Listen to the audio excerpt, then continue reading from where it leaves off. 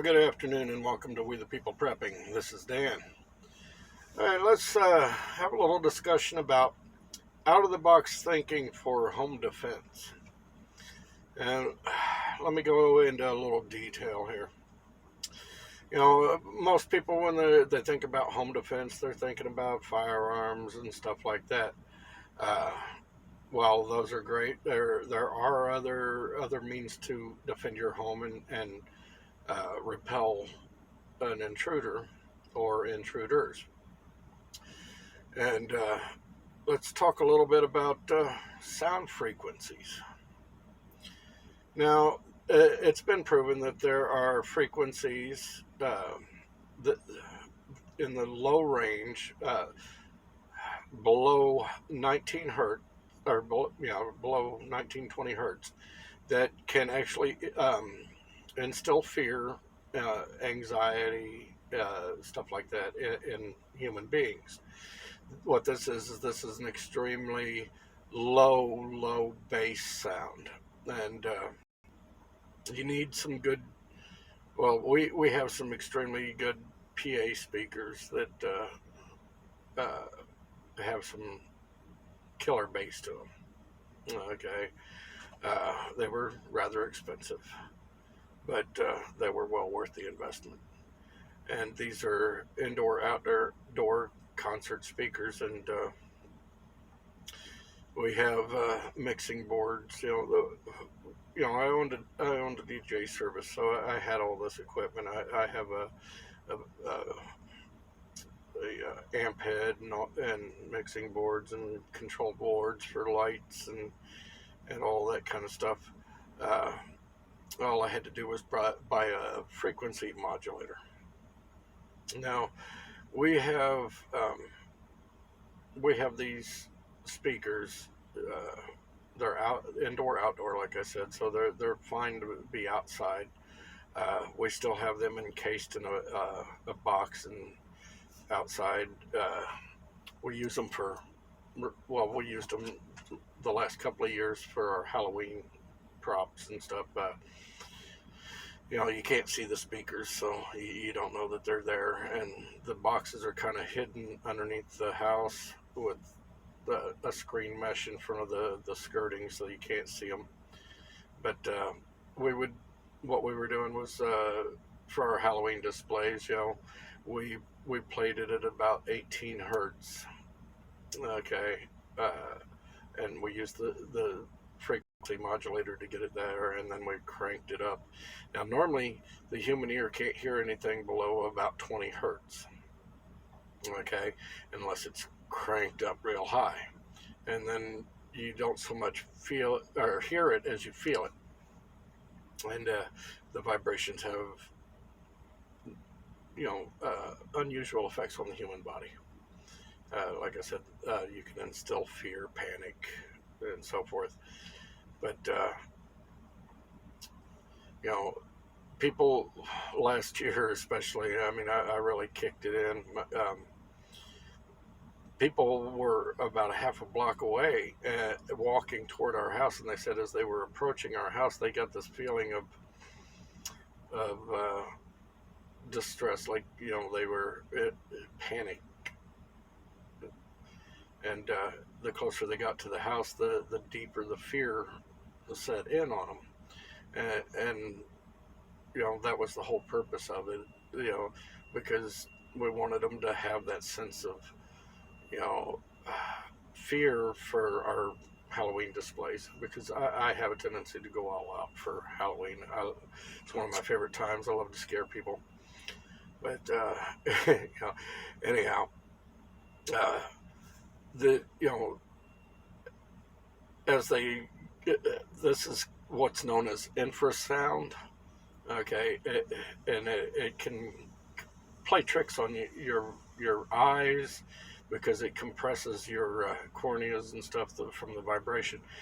But it can make you see things that aren't really there, like ghostly apparitions and so forth. I did a lot of research on this. You're welcome to do your own research and verify what I'm telling you. But normally, like I said, you can't hear it unless you crank. crank it up real loud, but it can instill all sorts of mixed emotions in a person. Now, on the other end of the spectrum, there, above, I think it's like 20,000 hertz, the human ear cannot hear it. Okay, but you can go higher, and the higher the frequency can have the opposite effect on you. It can actually cause physical pain and nausea and stuff like that, extreme headaches. Uh, so the higher the frequency, the more painful it can get. So we went out and we bought these high tone PA speakers to put all around the house. Okay, all around the outside of our trailer underneath it, and we cut holes in the skirting and then put a screen mesh over the front so the sound can come through. And we hooked it all into the amp and the frequency modulator and all that. But now, I was just wanting to test it out. But we've got like two speakers at the back, 3 on each side of the trailer. And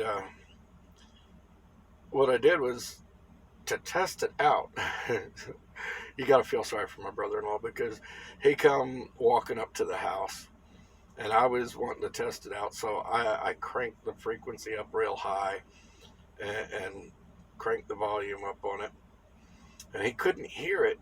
But as he's walking toward the house, all of a sudden he started getting sick.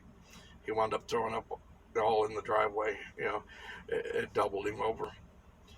It's pretty much stopped him in his tracks. Okay, so here's my thing. With those high frequencies like that, you go out and buy the stuff, which I already had most of it because of my DJ service that's been shut down thanks to the pandemic. But I had I still have a ton of equipment just sitting around not being used. But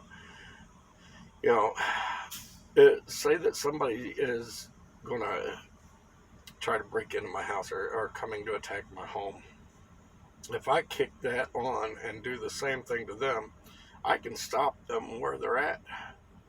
Okay, and it causes them extreme pain if I decide to do so. There are police departments that are using ultrasonic guns to stun and disable people. Look into it. Don't take my word for anything. Go out and research it. You'll find out what I'm telling you is true. But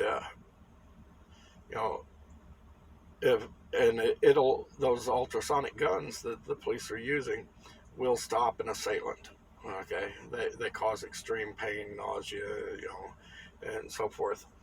So, I got this set up at the house. I mean, the equipment in the house fits inside of a closet. I mean, so it's not a big deal. And you'd ask me, well, okay, well, how am I supposed to do it if the power goes out? Well, I have a backup generator hooked up to my house, and it's secured to the house so nobody can run off with it, and they can't get to it to disable it or nothing because it's inside of a locked cage. I mean, I suppose if you shot it, you could possibly disable it, but now I'm going to have to go out and reinforce that so it'll be bulletproof. But anyhow, all I got to do is hook it into my breaker box. It's already ready to go. The wires are there. All I got to do is just hook it in. But anyhow, that's how I would, in an SHTF, if the power grid went down, I'd just hook up my generator and I'd still have power to run all that. And then on top of that, we figured, well, we have all these lights sitting around for the DJ service. We have laser lights, strobe lights, multicolored lights, just all sorts of stuff. I even have light strips that can actually strobe, um, and they can strobe different colors as well as white, and they're extremely bright. They're LED lights. But we put strips of the LED lights out, and we have them set for bright white, and we can set them for strobe, and they're pretty blinding as it is. But then we took some of the white strobe lights that we have, and we've mounted them around in various locations around the outside of the house, and we pretty much tried to keep them inconspicuous, so people really don't notice them. And so, we hooked that into the control panel for the lights, and now, we can blind you, and you come up to our property, we can flip all those lights on strobe, and we can adjust the speed to them, have them going extremely fast, where they'll send you into seizures, and cause a lot of discomfort, disorientation. But the strobe lights are really cheap. You can buy the LED strobe lights off of Amazon for $30-$40 each for the professional grade ones like we have. The control panel to hook all of them together is a little expensive, but we have the professional setup, so that's why it's so expensive. You might be able to find one cheaper, more of an amateurish one. The ones we have, cost thousands of dollars, because we control hundreds of lights with it, and lasers and so forth, and we can program it for different patterns and stuff like that, But I digress. Anyhow, if our home's being attacked, I can flip on not only the lights, but I could do the sound as well, and it'll pretty much stop an attacker in their tracks and give me more than ample opportunity to take them out where they're standing outside before they ever get into my home.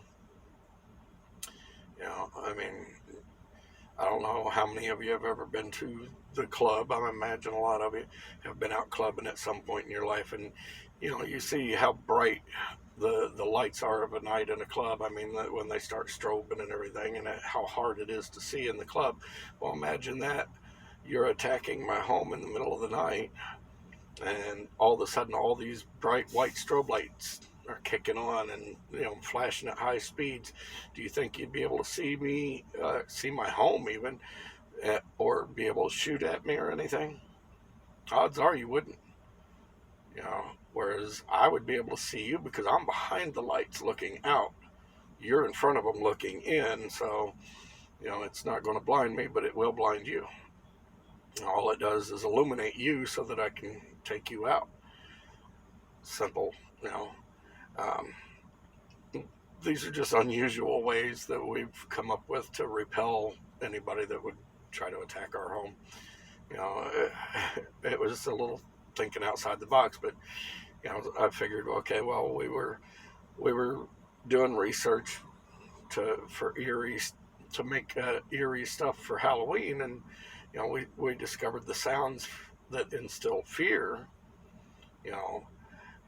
which is generally around 4 hertz. Actually, to be honest about it, it's around 4 hertz that it really starts to make people really anxious and fearful. But we figured, well, let's see what happens if we go high range with it. But I will admit we've spent a lot of money on a lot of things, but hey, it is what it is. I make it, I might as well spend it, right? But we want to protect our preps. We want to protect my family. We want to protect what's ours. So I'm going to protect it one way or another. I mean, we have the freedom sticks and all that, but we want to ensure that we're going to be able to defend our property properly. And a mobile home is a little harder to defend than an actual home. We've actually reinforced our interior walls by putting up metal plating that goes right all the way up to the bottom of the windows. And and then we painted over it and stuff like that, you know. But you know, it's thick enough to where it'd stop most calibers of firearms. It of course, it's not going to repel a high-powered rifle, but you know, it helps, you know, because who's gonna stack sandbags inside their home behind their furniture and stuff, you know? It's just, and then you know, we don't have the night lock system or nothing like that, so I have 2x4s that are ready to go. They've got 5-inch screws in them. I've got a drill right there, keep it by the front door all the time. And these 2x4s are laying behind the couch. I can just pull them out and I can zip it to the floor real quick, you know, and then I can zip it to the door frame as well real quick and make it hard to kick in my doors, you know. We did buy the film that you can put on the windows of your home to make them shatterproof. So, you know, I mean, yeah, you can break the windows, but the glass isn't just going to fall out. It's not going to shatter it. It takes several hits to get through that. You know, there's just various things that we do to protect our home. You know, behind our flower bushes, out underneath our windows. You know, we have big flower beds out there for, you know, petunias and stuff like that. You know, stuff to make the house look pretty. But behind the flowers, we've taken, you know, like 3-inch nails, and we have stuck them through roofing shingles, laid them down behind the flowers, and then covered them over with mulch, so that you don't really notice that they're there. Nobody ever steps on the backside of there, but we all know that it's there, and the kids don't mess around the garden, you know, because you know, they get their butt smacked if they mess with the garden. Their mama spends a lot of time making sure it looks pretty, you know. But like how I said pretty, but you know, so in order to try to get one of our windows open or whatever, you're going to have to step to the back side of the garden to try to get our windows open. And when you step to the back side of the garden, you're going to be getting a foot full of nails, you know. But these are just little outside the box ways to defend your home. You know, you can look up everything I've told you, you know, verify it. You know, don't believe me, just go and look up the information yourself. You know, the higher the frequency, the more pain it can cause, and the lower the frequency, the more eerie it makes you feel. You know, the more creeped out. You know, there's fun little ways to experiment with stuff.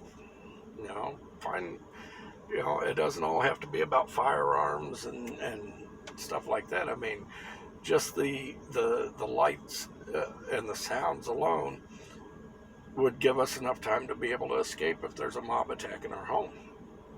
You know, we have security cameras inside and outside of our home, and since a lot of the people around me are part of my mag, you know, we all work in tandem together here, like all in a block in each direction. Okay, at the end of my block, on all ends, I have security cameras set up, and they run through. Like my niece lives down at the very end of at the very corner of my block, at the very end, and I have security cameras set up outside her home, watching the streets and stuff. I also have one that points at each of her doors just to keep an eye on her place. But you know, my neighbor down at the other end of the block lets me put cameras on his property, and then he lets me use his Wi-Fi. Now, see, they cannot access my cameras. They are encrypted cameras, so you know, it's like a 32-bit encryption that you have to go through to get it to be able to log into these cameras. So and they're not going to hack into them anyhow. But that's, you know, just letting you know, it's the same way with the cameras inside my home. Now, I can watch all my neighbors' properties. I can watch the streets and make sure nothing bad's going on. But it's a way to protect what's mine and protect my friends and family.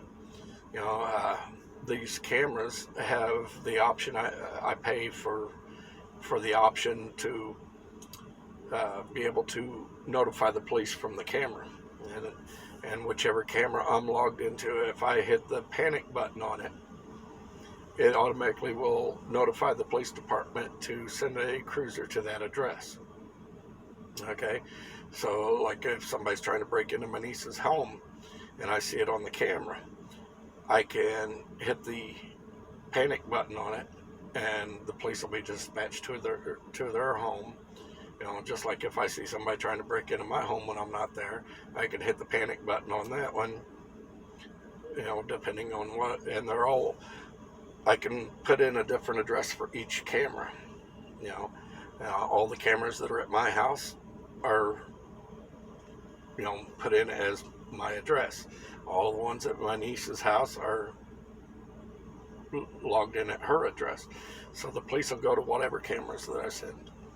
Or there's also a button for calling an ambulance or the fire department. So, but it's a pay service, but it's worth it. It's only like around $10 a month or something like that. But it's well worth it.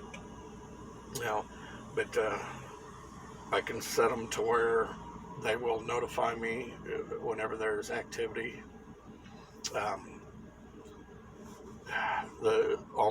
I got cameras all inside my house, every room except my bathroom, because it's illegal to put one in your bathroom because if guests come over, but all of my bedrooms, my living room, kitchen, dining room, all that has security cameras inside. And like I said, I can watch the entire neighborhood. So I can see who's coming down the road. If there's trouble, I can see it coming. It's just a little idea for people. If you know your neighbors well enough that they would let you do the same thing, hey, it's great. I have cameras all around my neighborhood, which is also very helpful. Say that one of the neighborhood kids gets abducted, it's going to be caught on camera. Because it not only records to an SD card on each camera, but it also uploads to a cloud account. But some people think I'm nuts. Okay, so I'm paranoid. I've seen a lot of bad shit in my life, and I am not taking any chances. It's just the way it is. Anyhow, let's run a little long, so I'll get off of here. This has been Dan with We the People Prepping. If you like my content, hit the subscribe button, give me a thumbs up, ring the little bell so that you're notified whenever I upload a video. If you want to support my account, you can find links down in the description, as well as links to other people's channels that I suggest that you check out. Other than that, have a good day. I appreciate it. Bye-bye.